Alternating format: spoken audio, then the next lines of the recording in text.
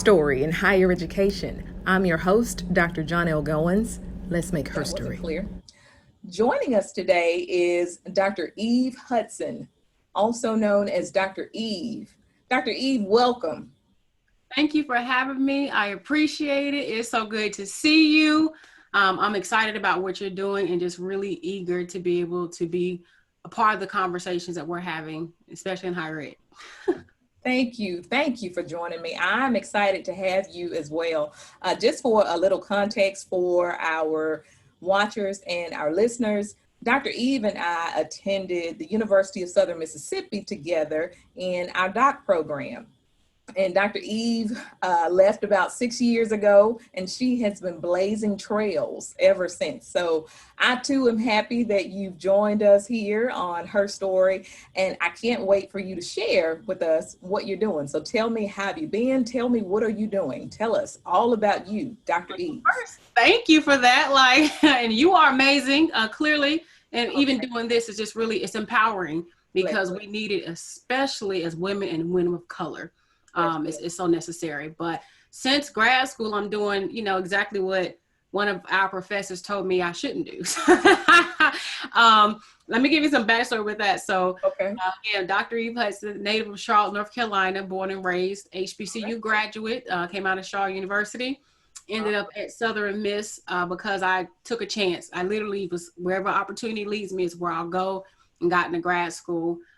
So since thinking I was going to stay in higher ed full-time and work, ended up in a position shortly after I finished my comps, maybe it was, and was working in a director role for a first year experience program at an HBCU, and just found myself in a space where I was not healthy, mentally, physically, emotionally, spiritually. I was just all off. It was a lot going on in my life, a lot of transitions. And so I then left to take a year off. So really, I was just taking a year off to just figure it out and get myself together. And a few months later, after doing a few, meals and washing clothes, this is Susie Homemaker ain't me. Okay. So, I'm gonna try to work for myself. I'm going to try to do the motivational speaking thing. All right. So to that point, when I was in grad school, I had a professor say that they thought motivational speaking was silly. And that's not something that, they thought was worth aspiring for. So it would be ironic that now I've been on my own for 4.5 years out of higher ed. I'm kind of in it part-time. I teach adjunct in a higher ed program for a school in Kentucky.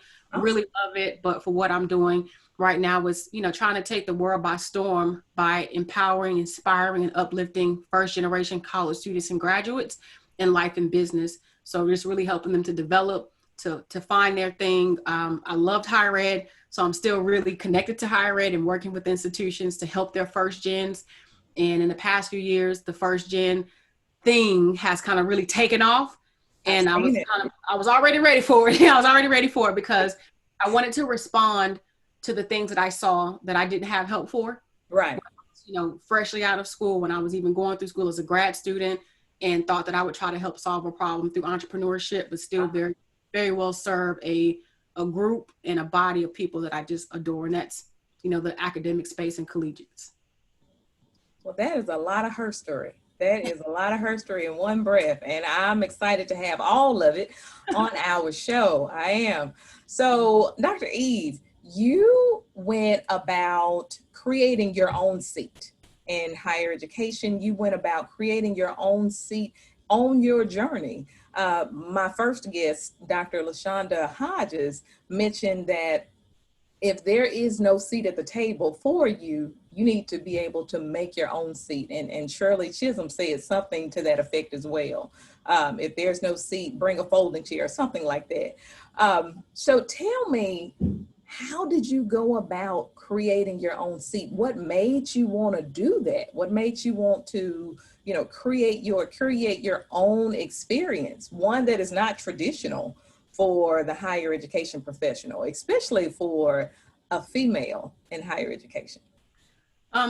Interesting that you ask. So I'm going to tell you that I honestly had my chair and was going to go sit at the table and realized I didn't even want to be at the table. Oh, wow. So I built another table and I sat at my own and invited people to it. I love it. That's how I look at it. I felt like every table I was going to throughout my career, there was still something that was being served that just wasn't the taste. My taste buds didn't like it. So I love the metaphor, right? So I'm feeling it. So when I realized, yeah, we got this whole family style thing going on here, but y'all ain't seasoning your food the way I like it. Okay. We're from the South. Now you say I'm from the East, but look, I'm Mississippi honorary, but being somebody who just realized it wasn't working for me to continue to be in certain spaces, working at a PWI, an HBCU, small, private, religious, research. I had been around the way, honestly, in a good way. And so for me, I was like, it's not working. What can I do to still satisfy my hunger to work in higher ed and to work with students and to inspire them, to help them to, contribute to retention and to graduation. I've got the ability to do it. I've got the background. And I sat down and was like, okay, let's start with college entry and first gens and experiences there. And then let's start with this. So I had to really kind of dabble around a little bit, but it was kind of like, here are the legs for my table. Now, what kind of top do I want for it? And do I want it to be long, square, oval, round? So over the years, I've really had to figure out my connection to higher ed because unlike everybody else, I didn't want to do leadership. Everybody does leadership. And I absolutely didn't want to do diversity and inclusion. People think just because you're Black and a woman, that's your thing. I'm like, but no, I know it's something different for me. And it evolved to a place where the first gen identity that I actually learned about in grad school continued to be something that I couldn't shake. But I also realized there were no tables for first gens. There were not in the professional space. I mean, even in the higher ed space, we kind of sort of talked about it. And again, within the past 4 years or so, it's just become a thing. The first journal for first gens was just created this year, 2020. So for me, I was like, how can I get ahead of this, but also create community and belonging, not just for first gen students, because I knew it had to come eventually. Nobody, tipped me off or told me anything. I was like, how can I just do something even for graduates? And then it naturally blended into the collegiate student thing. And so when I think about being daring and doing something different, we HBCU grads, right? We blaze trails, we do things if there's about it. Absolutely. So for me, it was thinking about how can I honor my truth and how can I leave a legacy as well for people who are like me, the first to go to college, to graduate and to try to figure out this thing called life, but there's something missing. People are overlooking this identity thing, but Black, white, male, female, low SES, what is the other, rich, rich or wealthy, the first gen identity is something that connects all of us. Right. And I was like, oh, there's something there. So that's the kind of what and the why and the how. Right. And I think that even being a Black woman talking about first gen things is still new because a lot of people who are Black don't know they're first gen because they're not first generation Americans. And so with that is a lot of education and learning, but also healing to do for people who are struggling with this identity, but they're so used to struggling that it just seems normal. Wow. That is powerful. Thanks for sharing that. So I want to talk about this is obvious. Dr. Eve, you are unique. You've always been unique. And I love that about you. When we were at Southern Miss, everybody loved you. I love the fact that you were unique too. And you were able to be honest and genuine and just unique Eve. So now you're unique Dr. Eve and you can live in who you are and be comfortable with that. How do you keep yourself unique and genuine in such a positive way? I know that there are women coming up through the ranks right now, and they want to be able to embrace themselves. There are times when I struggle with embracing who I am because I want to embrace someone that I believe I'm supposed to be, or I am desired to be by the industry. So tell me, how do you stay true to who you are and that genuine person so positively? Again, thank you. Like, it was pouring into me today. Thank you. But really, at the end of the day, I realized at some point I needed to be who I am for the person who needs me. And so saying that is that there's a student that I'm working with, there's a colleague that I'm working with who feels the same way that I used to feel, that they have to fit and conform and bend and shape to be what's acceptable. but not every person who's born into any culture will stay in that culture. So saying that to even say, not every Black person wants to be in a suit and tie and work in corporate America, but do we nurture their individuality and their uniqueness and say it's okay, there's somewhere in the world that you belong, that you fit, that works for your unique self, you've got to find that. And what we do is tell people, we force our ideas on them about who they should be, what they should become, and then they're not able to honor their truth and then they're struggling and stuck with their own identity. So for me, I was okay, even with this short haircut being in Mississippi. When I came, people, wait a minute, you know, your hair's your glory. I'm like, it is. It's glorious and I have to wash it, you know, but there's little things that I love that to me, you know, how can I tell a student to be for real with themselves if I wasn't being for real with myself? Right. Be it it's a tattoo or a hair color or a haircut or a style of how I like to dress. I realized that I was not fit for a certain atmosphere. And I was like, well, where then do I fit? And then now that I am an entrepreneur, I'm able to create my own culture and show up in a way that I feel like is representative of me, but I know I'm connecting with the people who I'm supposed to connect with. And because I'm more genuine in who I am and where I am, so sometimes that takes you changing your institution. Sometimes that takes you changing your geographical location to find a space in an area where you can just be you and feel comfortable with that. And so for me, it took me all the way out of the industry, you know, pretty much, because I teach online, so I can show up and still be me, right? Right. I'm not limited to, you shouldn't have on jeans, you shouldn't have a denim jacket. I feel powerful when I wear this. Not in a suit, I feel stifled. So with that, being honest with yourself first and knowing that maybe something has to change. And if you can't change the geography, if you can't change the institution, what about you can you change internally until you can do something different? So just being honest with yourself.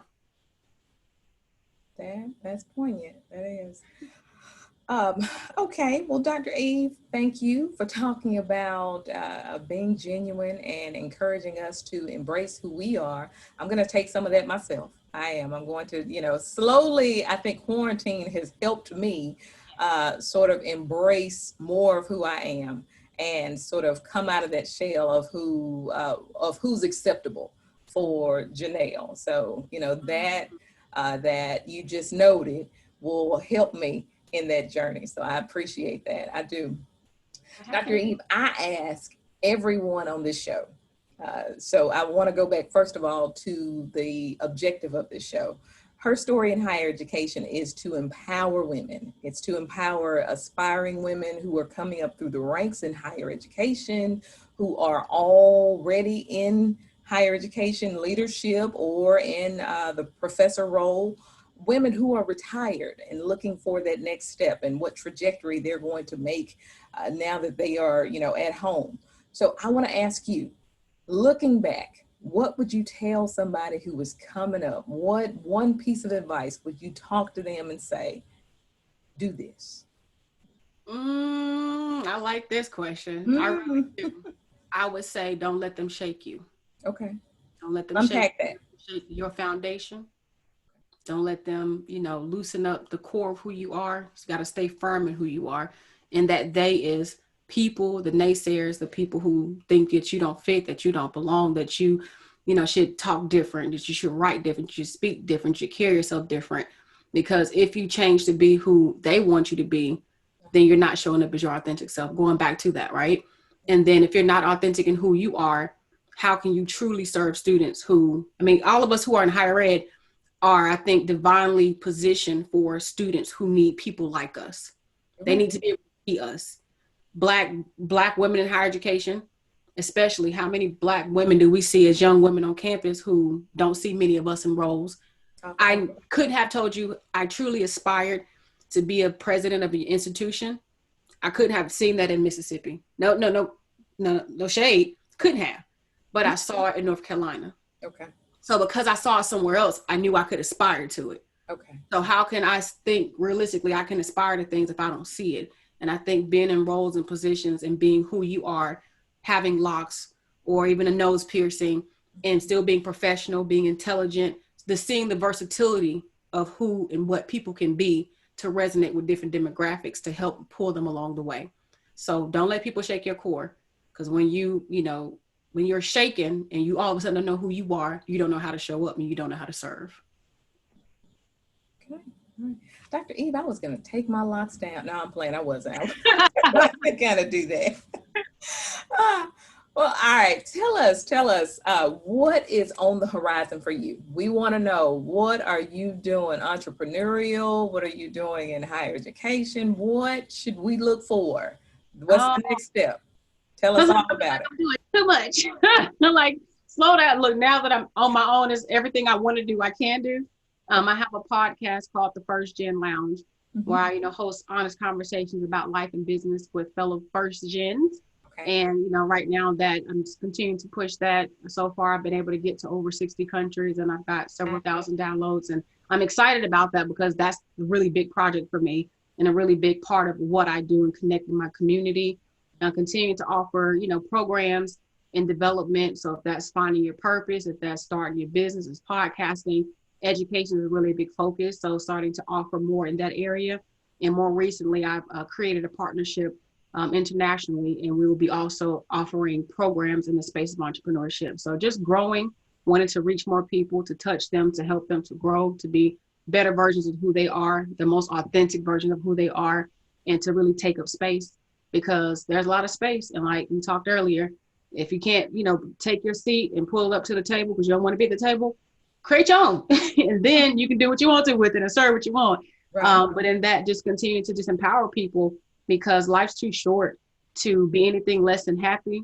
And it's too short to not really be in your true feeling like you have to cover it up or do something different to appease other people. So you got to find your thing so that you can really truly live and be well in every aspect of your life. Because now that I am out of higher ed, except for part-time, so I teach online higher ed program, and that's easy for me. It's just, it's natural because I love teaching. Right. And that's why a large part of my business is educational consulting and training, because I'm always able to teach. But, further to that point, I would even say just thinking about, again, how you serve and in what ways you want to serve. And for me, that's education and like education and beyond. That's what I look for, continue to speak. I've had, in the past few months, a few international speaking engagements. So at this point, I'm looking forward to getting on a plane and going to do these things in person. Wow. I'm a better wife because of how I've been able to do this transition. I'm a better friend. I'm healthier, like holistically, which I'm really excited about. But taking chances and taking risk is what's up for me. All that. Wonderful, wonderful. Well, I'm excited to see it. I can't wait. If you would tell us how to get to your podcast, because I want to put a link. Absolutely. So the best way to contact me and learn more is to go to my website, and that would be www.evehudsonphd.com. All right. It's just, evehudsonphd.com with the www. Mm-hmm. Got it. All right. Well, wonderful. And we can listen to your podcast once we get to your website, and that's all wonderful. Well, thank you so much, Dr. Eve, for joining us on Her Story in Higher Education. You heard it from Dr. Eve. Don't let anybody shake you. Be true to yourself. Ladies, I want to encourage you, as always, remember that you are powerful. Walk in it. Own it. Here's to ladies everywhere. May we inspire them, may we empower them, and may we be them. Thank you for joining us on Her Story in Higher Education. I'm your host, Dr. Johnell Goins.